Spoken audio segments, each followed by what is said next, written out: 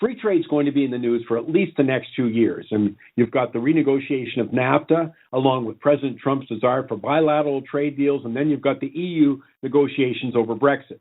So with that in mind, let me share a few stats from a recent World Bank paper. Here you go. Merchandise trade as a share of world GDP grew from around 30% in 1988 to around 50% in 2013.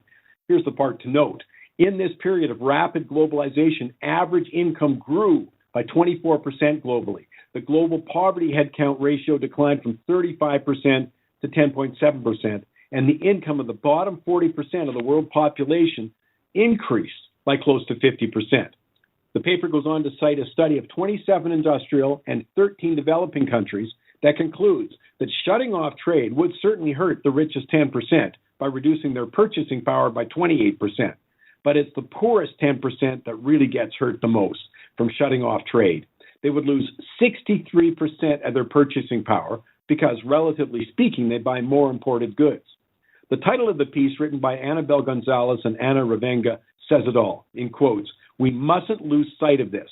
Across the world, trade has raised incomes and cut inequality," end of quote. Now, I hope you think of all of those people who have a knee-jerk ideological opposition to trade deals. I mean, they're welcome to that view. It's not against the law to oppose measures to reduce global poverty and inequality. And that's precisely what study after study shows that freer trade does. I simply want them to show some integrity and cut the pretense of caring about the poor. My name is Mike Campbell. Join me Saturday for Money Talks.